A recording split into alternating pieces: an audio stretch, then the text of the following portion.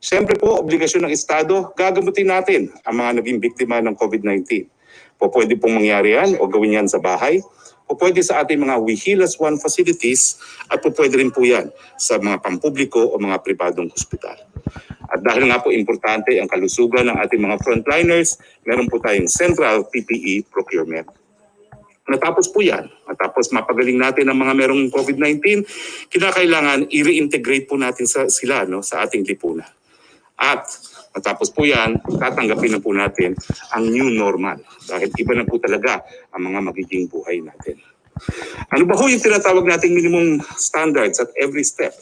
Well, yung ating mga safety protocols. Kinakailangan may pulisiya na no mask, no entry. Kinakailangan frequent sanitation and hand washing. Iwasan ang paghawak po ng mga surfaces at ang ating mga muka. At magkaroon ng stricter protocol for higher risk occupations, industries, and spaces. Social distancing po, at least 1 meter apart. Magkakaroon po tayo ng reconfiguration ng ating mga workspaces. Magkakaroon po tayo ng markers kung saan dapat tumayo ang ating mga kababayan sa public spaces. And no work po kung mayroong mga simptomas. At kinakailangan magkaroon din po tayo ng return to work protocols para sa mga pribadong mga kumpanya. Kung po pwede po, gawin nating work from home ang default. At matapos po, yung pagtrabaho on-site will be the exception. Yung mga magpapatrabaho po on-site, kinakailangan magbigay ng sariling mga shuttle services. No? At kung po pwede, talagang kinakailangan lahat po ng mga nag-iempleyo magbigay ng antibody testing sa kanilang mga manggagawa to be confirmed sa pamamagitan po ng PCR testing. Yung ating transition po from ECQ to GCQ. Pag tayo po ay nasa ECQ, lahat tayo stay at home. Ngayon, meron na tayong modified ECQ, stay at home pa rin po tayo 100%.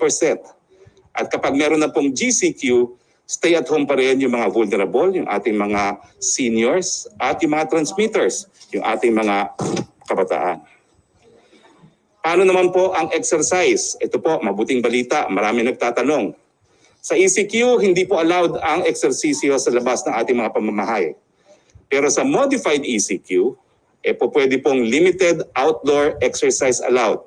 Kasama po ng outdoor walk, yung paglalakad, jogging, pagtakbo, bisikleta, pero kinakailangan meron pong safety protocols gaya ng pagsusuot ng masks at 2 meter distancing.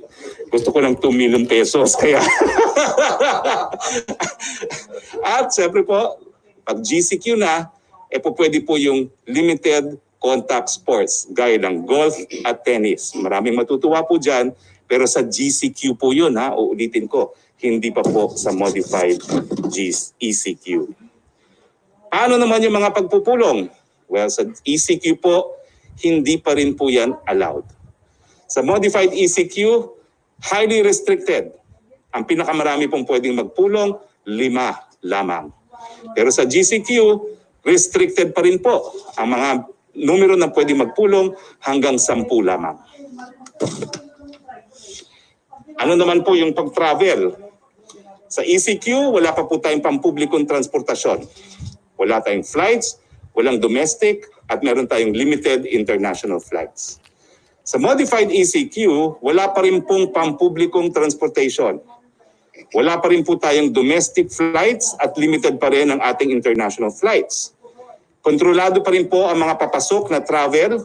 Ito po ay limitado sa ating mga OFWs at mga returning Filipinos. Bagamat po pwede pong mag-biking and non-motorized transport na ini-encourage natin. Wala pa pong inter-island travel. Sa GCQ, magkakaroon na po ng public transport pero meron pong strict safe distancing at magkakaroon na po ng inter-island travel from GCQ to GCQ provided there will be safety protocols. Mga eskwelahan, sa ECQ po, sarado. Sa modified ECQ, sarado pa rin. Sa GCQ, skeletal workforce po to process yung mga requirements para sa mga estudyante at saka para po magprepara sa graduation at magprepara sa susunod na semestre. Ang mga tao pong nagtatrabaho sa gobyerno, ito po, maraming tanong din. And others po, work from home. Meron na pong guidelines na in-issue ang ating Civil Service Commission dyan. Sa modified ECQ, pareho pa rin po.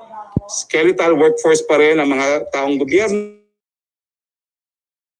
pa rin, sang-ayon po sa civil service circular. Sa GCQ, well, magkakaroon po tayo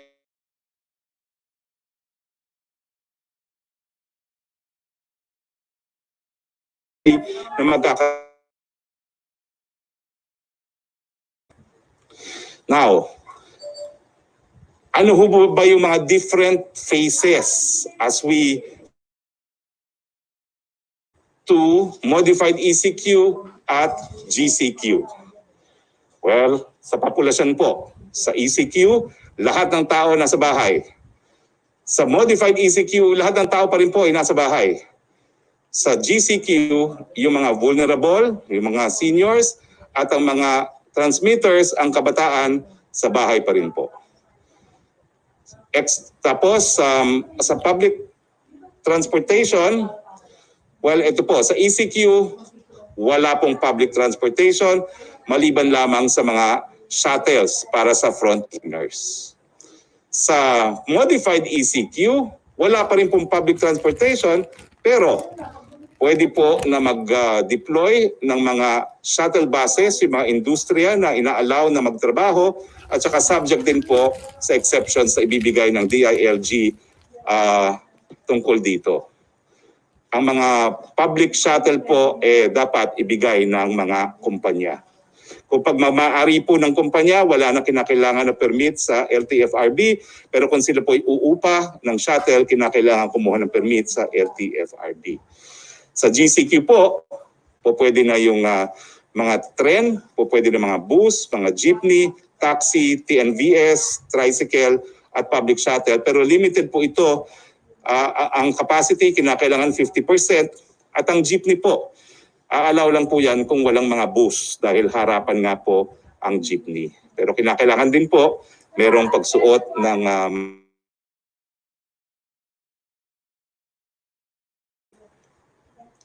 sa transportasyon pa rin, sa ECQ, company shuttle nga po, sinabi ko na yan. Sa modified ECQ, pareho po.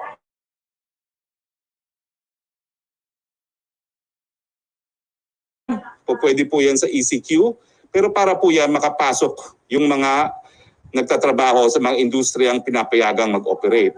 At ganyan din po ang rule sa modified ECQ. Bagamat ang mga bisikleta, hindi pa rin po pwede sa ECQ, pwede na sa modified ECQ at sa GCQ. Mga motor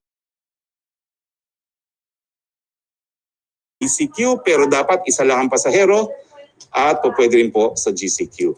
Ang e-scooter, hindi po pwede sa ECQ, at pwede na po sa GCQ. Ito po. Ano ba ho yung mga guidelines pagdating sa construction na umiiral sa modified ECQ? Nung Sabado po, inanunsyo natin na sa ECQ, pwede na yung mga importanteng infrastructure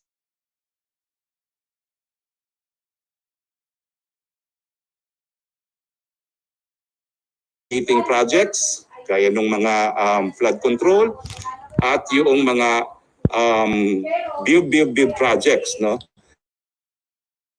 PP projects, so yung mga public-private partnerships. Sa ilalim po ng ECQ, mas dumami po ang mga proyekto na papayagan. Pwede na po ang lahat ng pampublikong mga proyekto ng DPWH at pwede rin po, pero kinakailangan po minimum standards na in-issue ng ito po ito standard kinakailangan ang magtrabaho ay age 15 bataan mga existing education.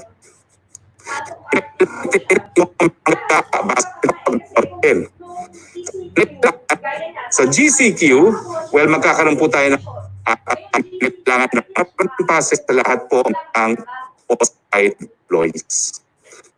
Habang naman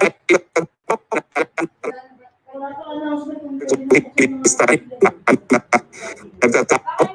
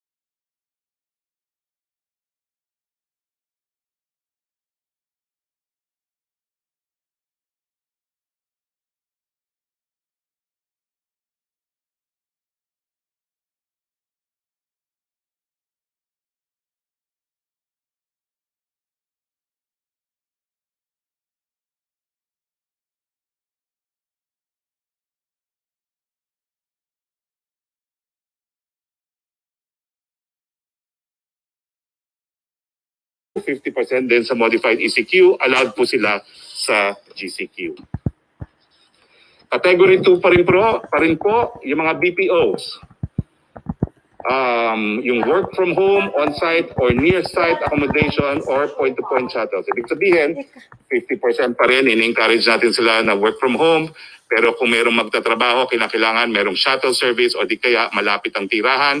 Allowed po yan sa ECQ, allowed po sa modified ECQ, allowed po sa GCQ. Mga bangko, allowed po sila sa lahat ng quarantine. Hindi kita papahiramin. Wag mo sinabi Yung capital markets po, allowed po sila sa lahat ng quarantine areas. Yung other financial services, gaya ng money exchange, insurance and non-compulsory pension fund, hindi po sila allowed sa ECQ pero bukas na po sila ngayon sa modified ECQ. So yung mga insurance, pwede na rin po, marami nagtatanong rin yan. Pero 50% din po. 50% work on-site, 50% work at home. In accounting, di po sila allowed sa ECQ, pero ngayon 50% work at home, 50% on-site, at ma-allowed po sila sa GCQ. Ang management consultancy activities, gaya ng mga abogado at accountant, hindi po pwede sa ECQ, 50% capacity sa modified ECQ, 50% work at home, at allowed po sila sa GCQ. Ang mga arkitekto and engineering services, technical testing and analysis, hindi po sila po pwede under ECQ, 50% on-site, 50% work at home, allowed na po sa modified ECQ, at allowed po sila sa GCQ. Scientific and research development, ganoon din po.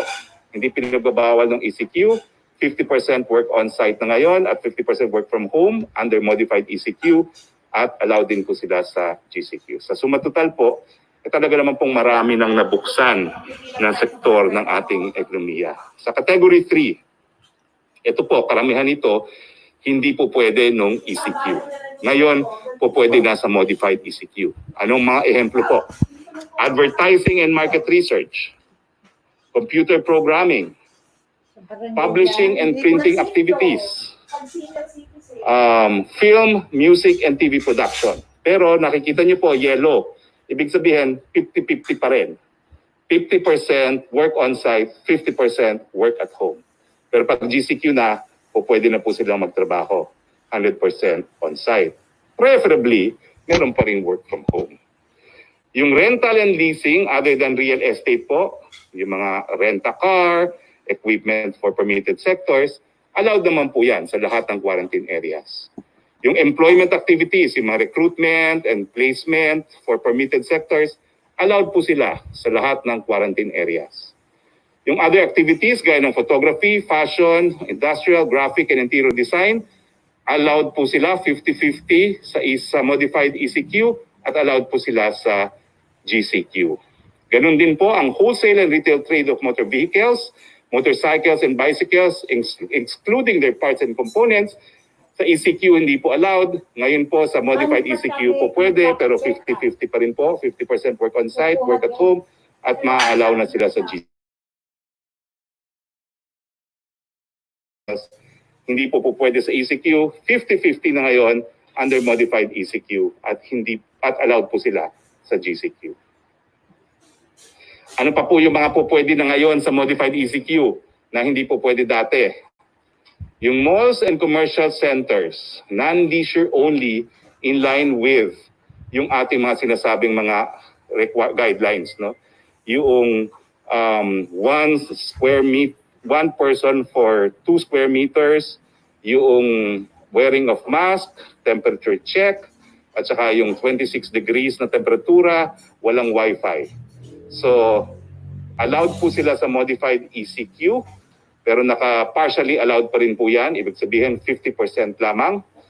At ma-allow po sila sa ECQ. Ang dining, ang restaurant, allowed po sila, pero take out lang at saka delivery.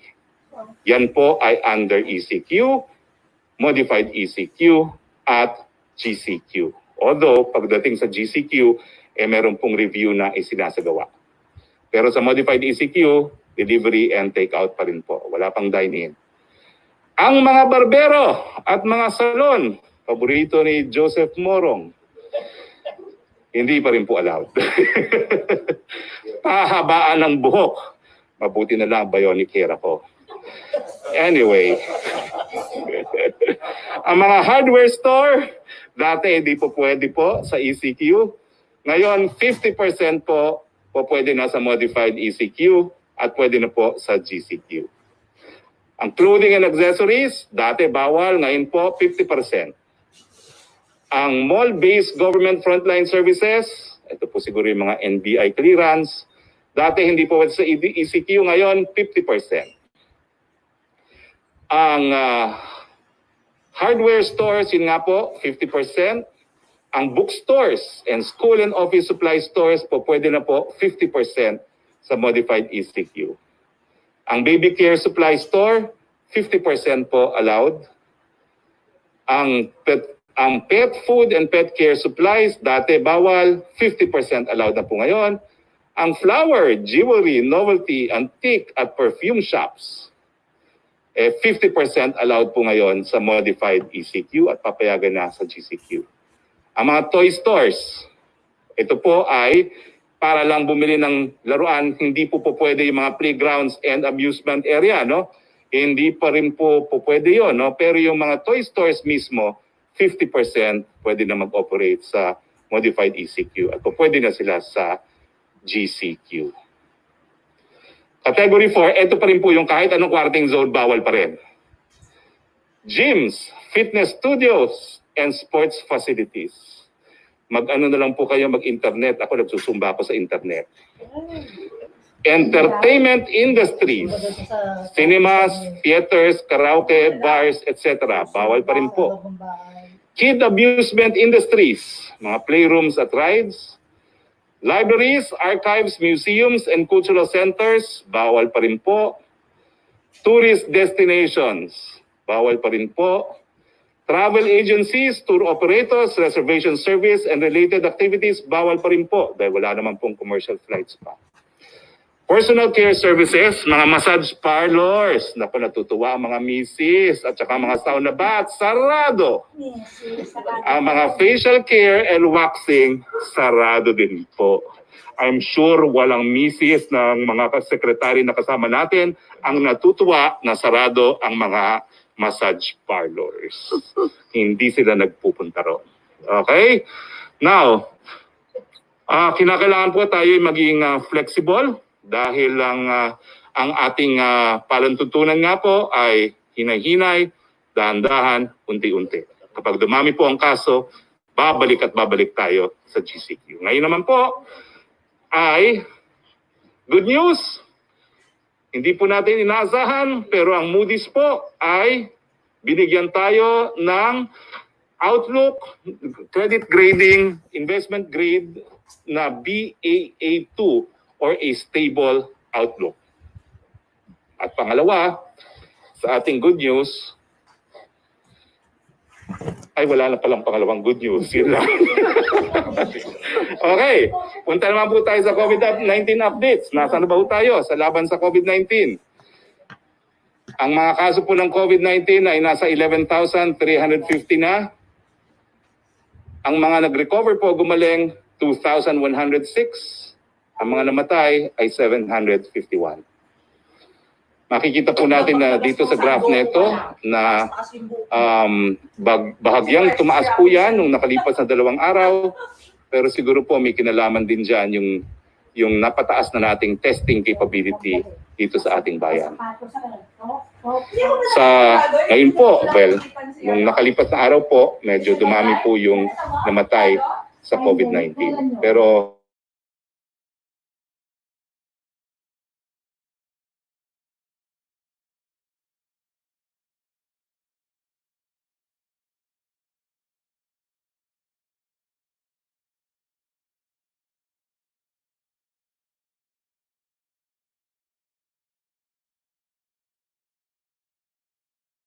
naman po matarik ang pagtaas. Ibig sabihin talagang yung ating ECQ ay kahit paano ay gumana po talaga. Dahil kung hindi po, diretsong pataas yan. No? Kung hindi tayo nag-impose ng ECQ.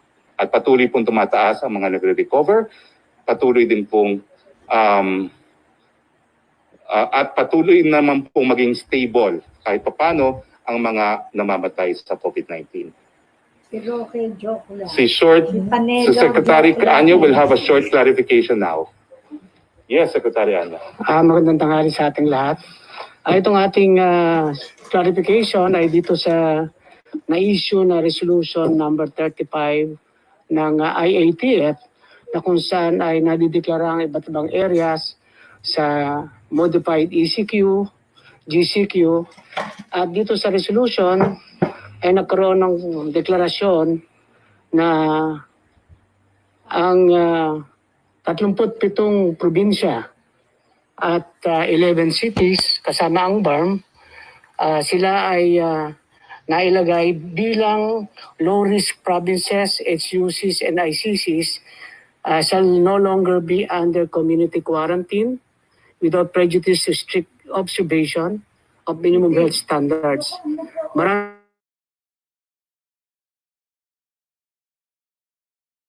nagawa ng petition, request, at sinasabi nila na hindi pa sila handa para tanggalin ang community quarantine.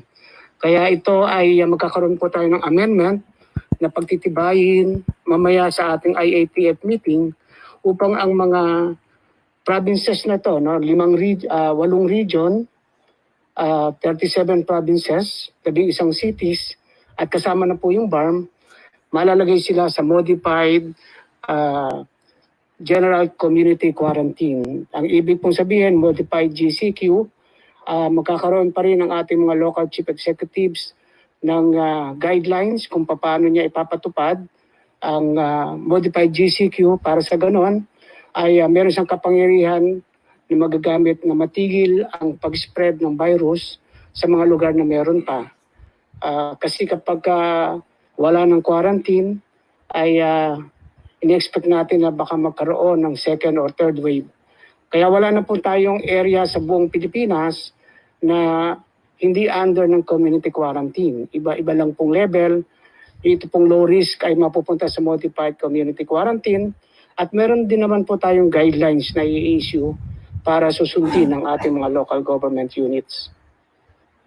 Maraming salamat. Si Secretary Duque, meron siyang presentation po on minimum health standards.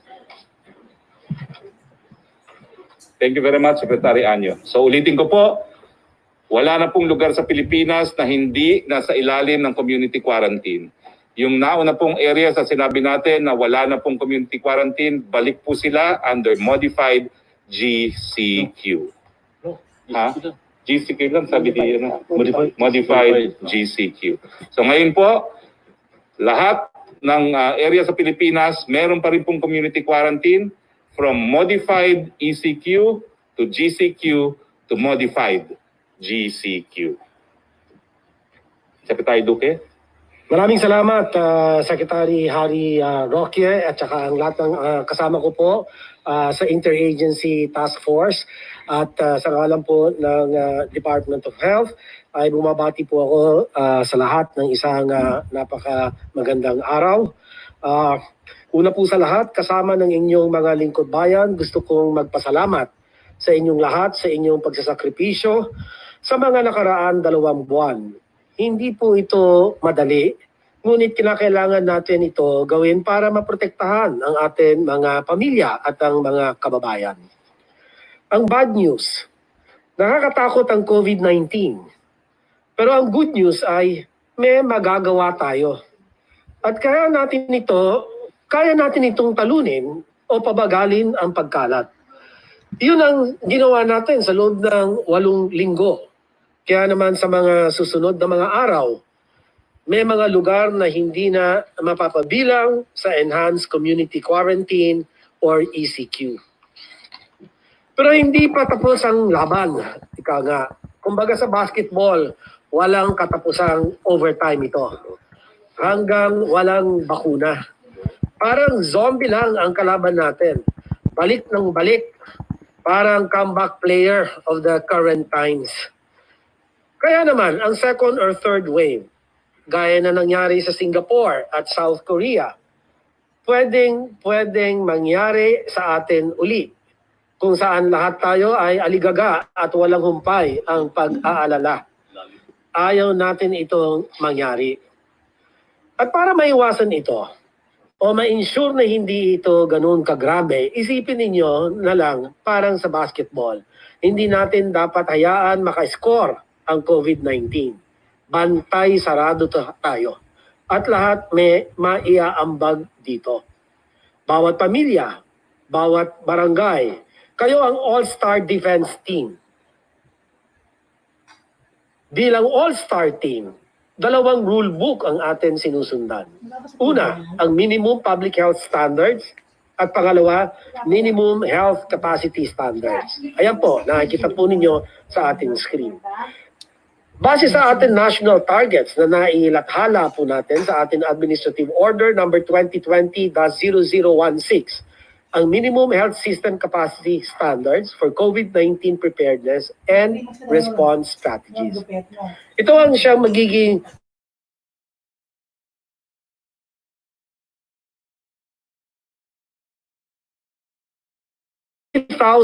RT-PCR test ang kailangan gawin kada araw. 5 to 6 million sets ng PPE ang kailangan natin kada buwan. At para naman sa atin ICU capacity, 6,000 na bilang ng ICUs at 6,000 na piraso ng mechanical ventilators ang kailangan natin na paglaanan ng investments. Ang bawat riyon naman ay kailangan paghandaan ang mga sumusunod. At least isang biosafety laboratory level 2 na may kapasidad na mag-RT-PCR test.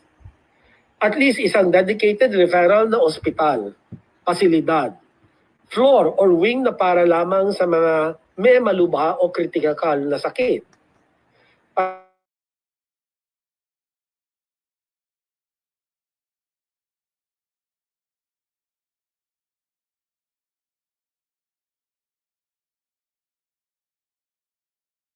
Additional na kama ang kakailanganin para sa mga pampubliko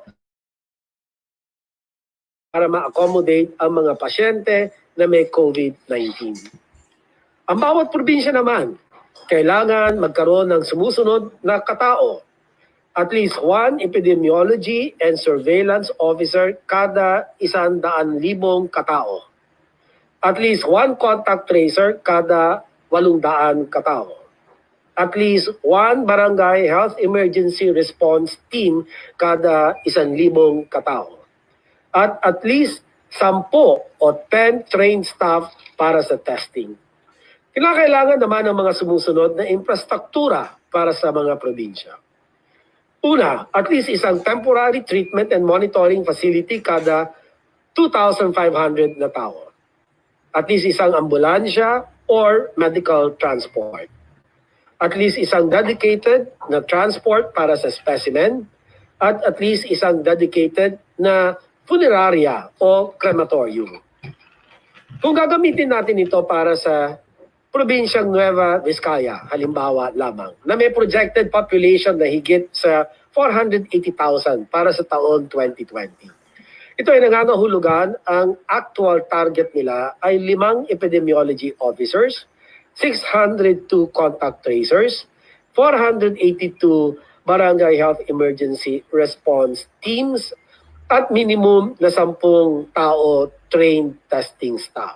Para naman sa facilities, ang target ay magkaroon ng 193 isolation beds para sa mga temporary treatment and monitoring facilities, at least isang ambulansya para sa mga pasyente, isang transport na dedicated para sa mga specimen, at isang designated funeral home or crematorium para sa suspected or confirmed COVID patients. Itong mga ito ay minimum targets na magsisilbing gabay para sa ating mga LGUs. Samantala, para sa public health standards, ang bawat pamilya ay dapat nagagawa ang mga sumusunod.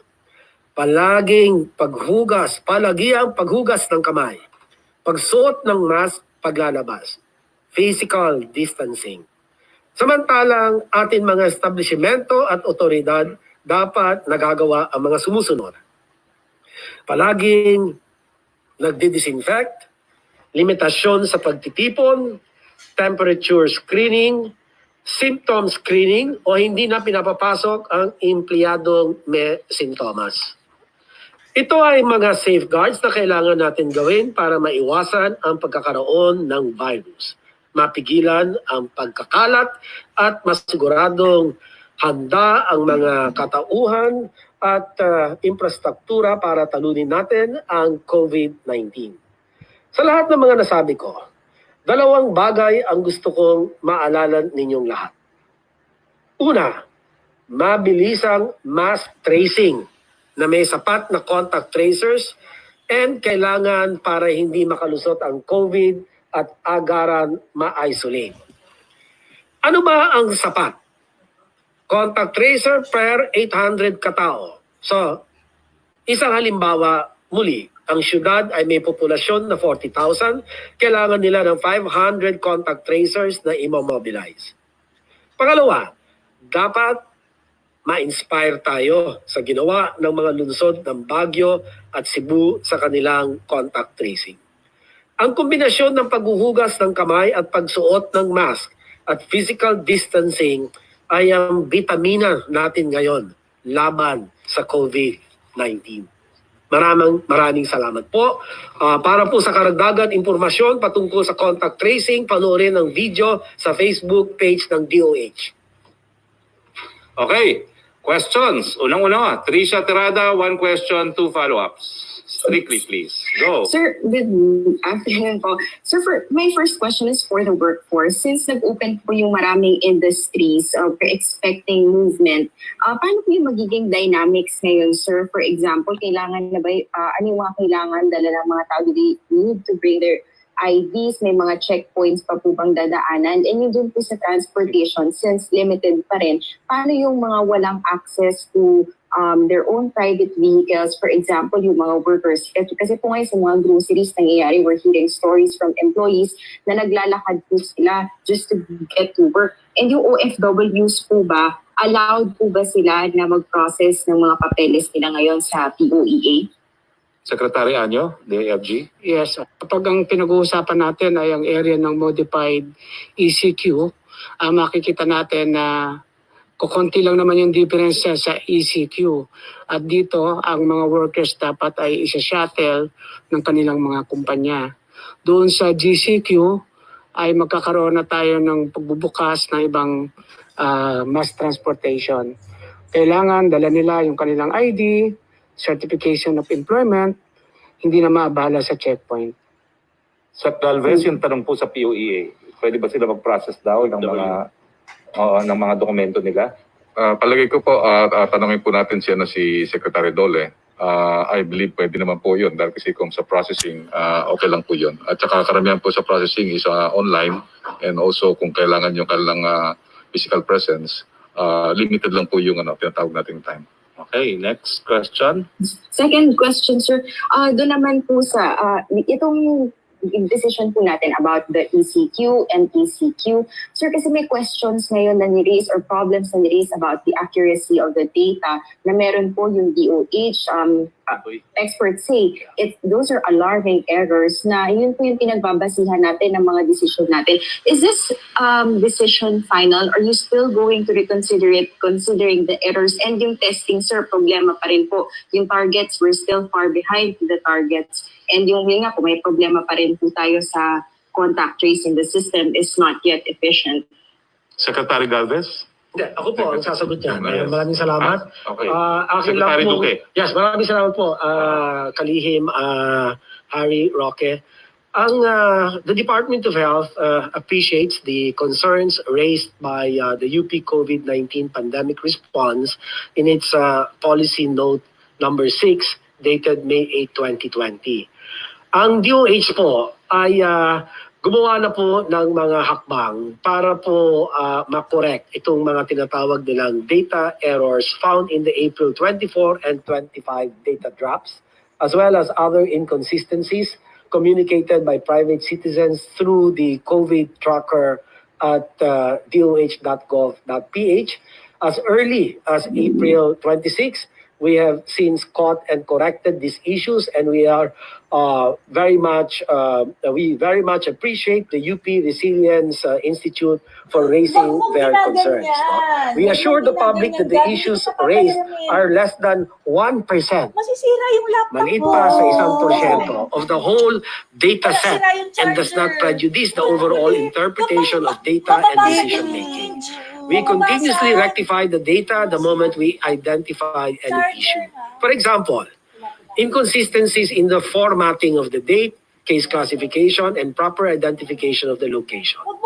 Nevertheless, the DOH remains committed to transparency and we welcome feedback from expert community. Moving forward, for utmost transparency, we will include more details on the specific roles that have changed from the previous day. Building and using high-quality data systems normally takes months of effort, while the crisis has demanded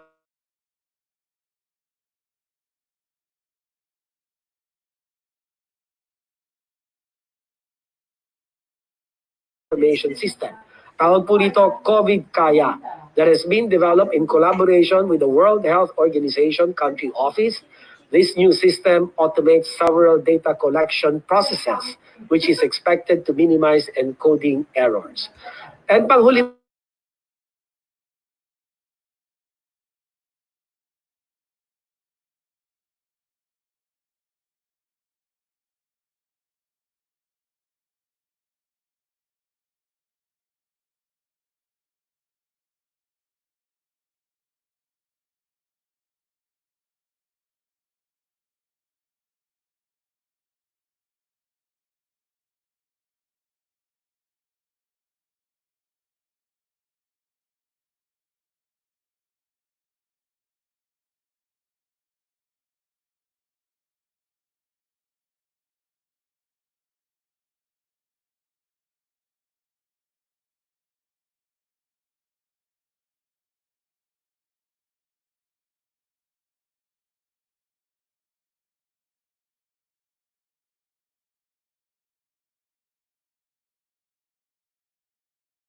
Nasabi na nga po ni Secretary Duque na maliit na porsyento lang po ang nakita natin mga discrepancy. Sa amin po, sa pag-implement po namin, ang aming pong data ay binabase sa LGU data at saka sa DOH data. Kung meron man discrepancy, ang ginagawa po namin as chief implementer, pumupunta po ako sa baba. Tinitingnan po talaga ang informasyon.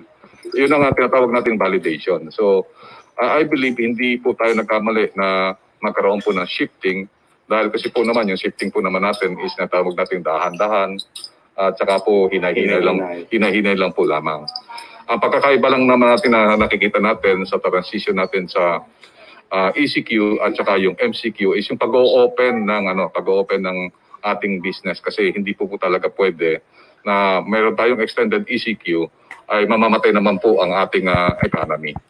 Nakita po natin na COVID ay ito'y matagalang labanan at hanggang wala pong vaccine ay talaga pong kailangan din po natin yung tinatawag natin yung economy natin to sustain it. Ito po ngayon, gumagawa tayo ng konting opening na hinay-hinay, gradual at saka incremental opening for the opening of our economy. Kasi po, pagka po nangyari po na hindi po natin inopen ang economy, we will gonna bleed. Sa ngayon po, nag-contract ang economy natin sa negative 0.2. And we cannot sustain this fight kung wala po yung COVID.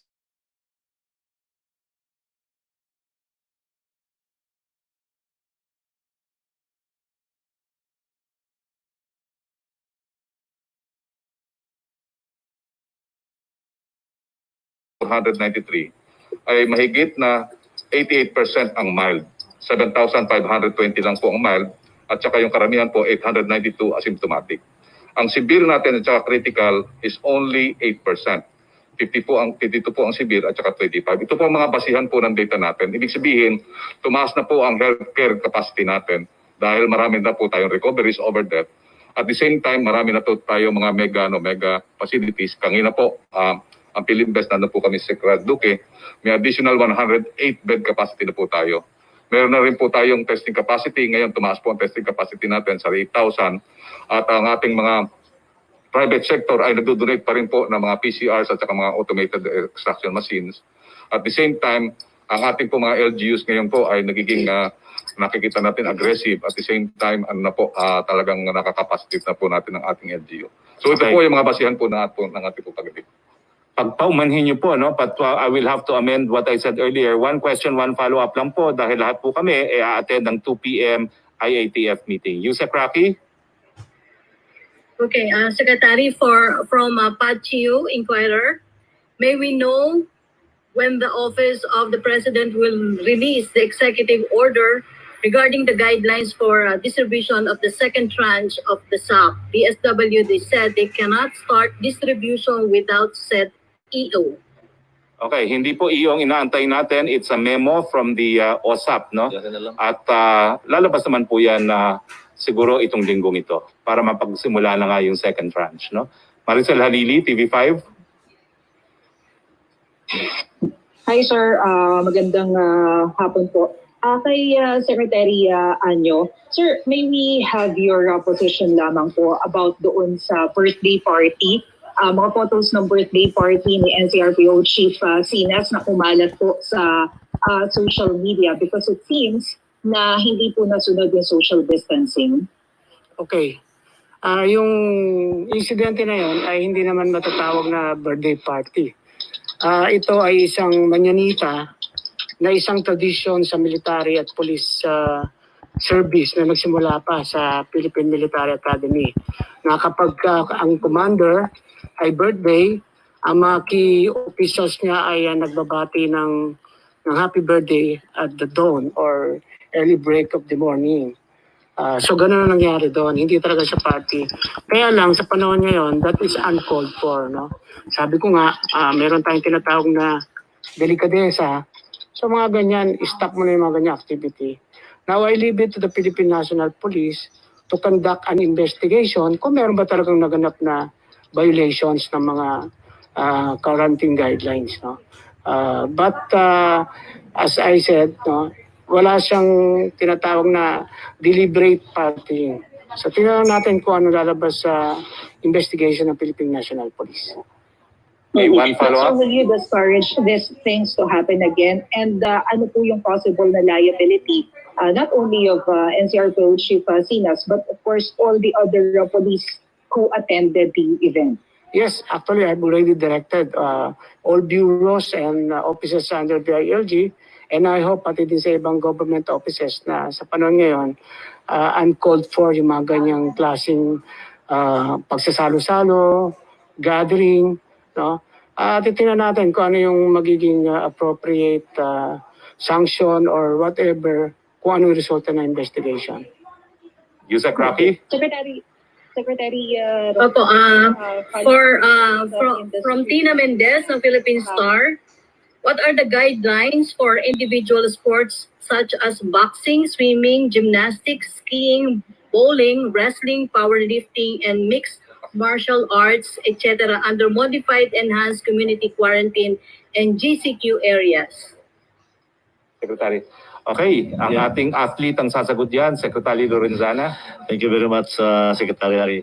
Yung mga contact sports, hindi pa pwede ngayon.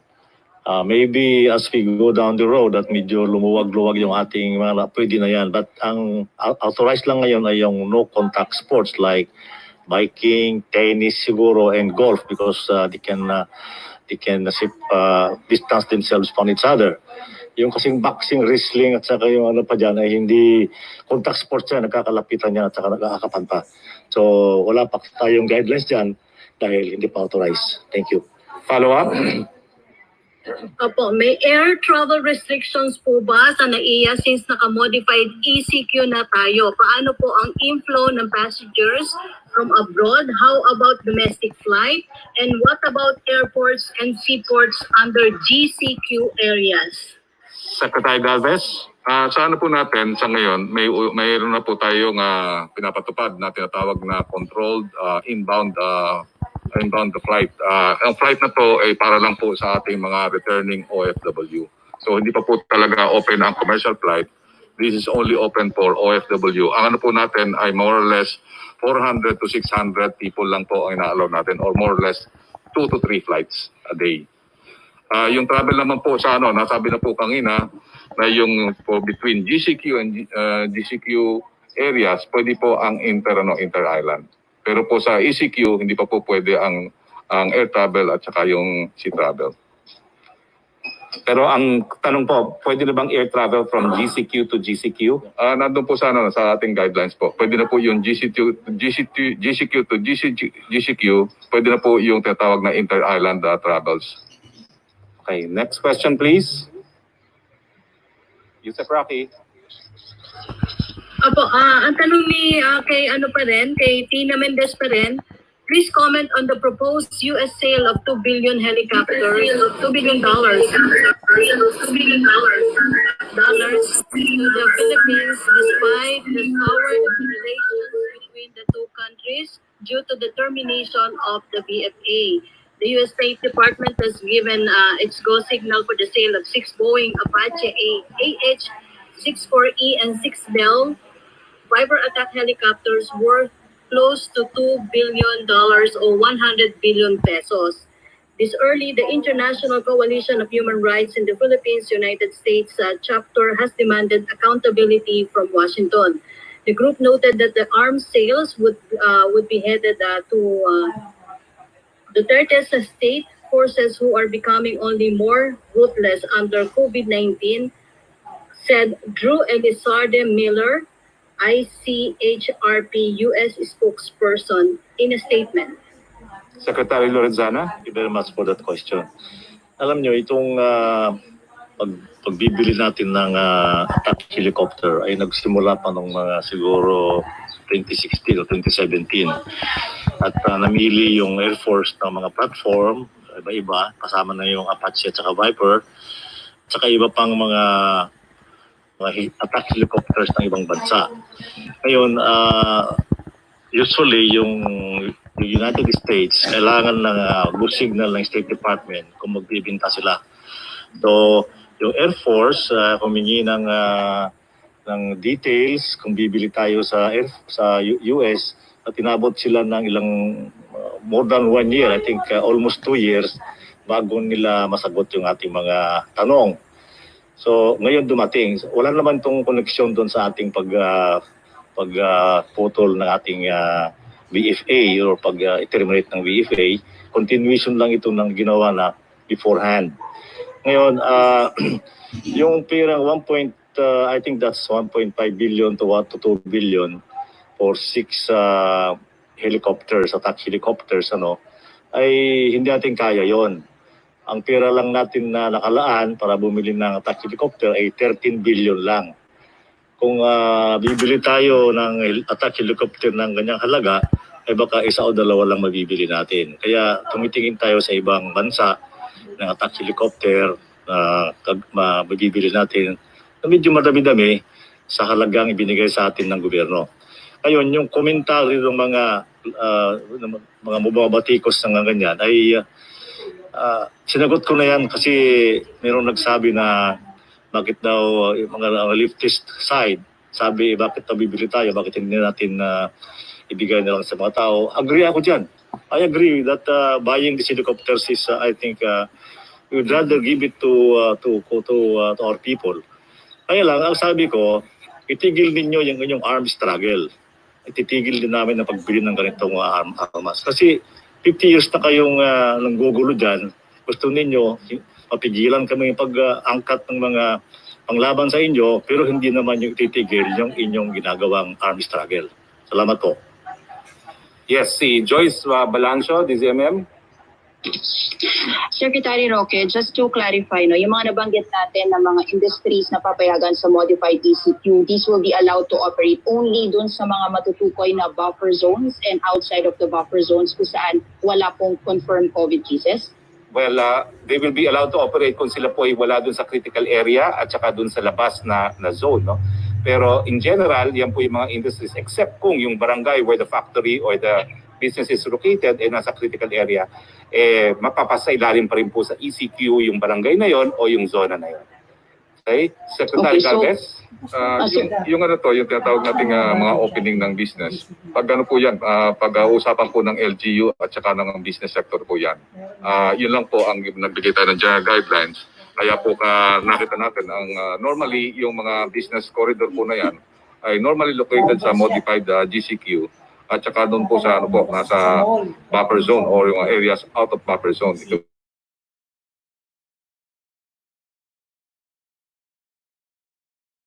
business at saka po yung LGU para pagtulungan po nila. It will become their another motivation. Pagka nag-open up po yung ating tatawag na critical zone ay malinis po natin, kung nandun po ang economic area, ay pwede pong yun ang magiging motivation po nila. Yes, ito po, Sir, another question po. pinapakita po namin uli yung different zones, no? Yung critical zone at containment zone. So yung mabubuksan ng negosyo, dapat po nasa buffer zone or outside buffer zone. Dahil kung nasa critical area o sa containment area, hindi pa rin sila mabubuksan. Okay, next question. Apo. Sir, naging recommendation po ni Finance Secretary Sonny Dominguez po kay President Duterte yung pag-hire ng contact tracers among Filipinos na nawalan po ng trabaho this pandemic. So, approve po ba ito ni Pangulong Duterte at meron na tayong naayos na sistema paano tayo mag-hire, qualifications, paano po ba ito? Well, si Secretary Anyo. Yes, gagawin natin yan because it's not just because we modified or we put some ease or relaxation in our community quarantine ay wala ng virus at wala ng COVID. Tumaas na yung ating health capacities kaya can afford tayo na magbawas ng mga restrictions. But for 2020 and even 2021, we will continue to test, trace, isolate, treat.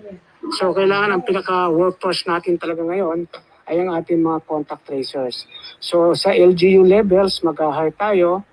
Dito rin sa ating national agencies, meron din tayong i-hire dyan kasi integrated ang effort natin, no? National, regional, provincial, down to the municipalities. But of course, these are all led by our local chief executives sa kanilang mga respective task forces. So we expect that we would hire and then we'll also conduct training, capacitate these contact tracers. This is the only way we can really identify those who can be isolated and tested. May qualifications po tayo, Secretary, para lang po alam ng mga kababayan natin if they will be qualified to apply. Dagdag lang yun sa sinabi ni Secretary Anyo. Ang pangunahing dahilan kung bakit naiminungkahi ni Secretary Sonny Dominguez na mag-massive hiring tayo ay para magkaroon ng pera yung mga tao. Kasi nga matagal na nawala ng mga trabaho, kadamihan sa mga mamamayan ay nawala ng trabaho para magkaroon silang pera dahil kung walang pera yung mamamayan ay hindi naman gagalaw yung ekonomiya natin. That is the first and foremost reason. Marami pa nga ibang panukala kung paano natin pang paramihin yung mga pwedeng ma-hire ng government, hindi lang sa contact tracing, kundi sa construction na sector. Thank you. Okay, at ang pinarating po sa akin mensahe ni Secretary Chua, i-employ naman po itong mga taong to kung hindi po permanent, temporary basis, no? Hanggang bumalik sa normal ang sitwasyon. So, pero meron po tayong sapat na pondo para dyan.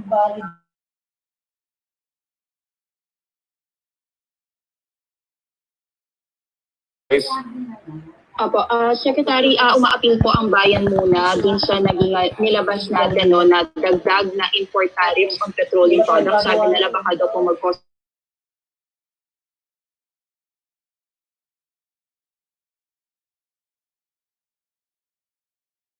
economic team at nung pinataw naman po yan, all-time low ang presyo ng ating gasolina at other oil products. No?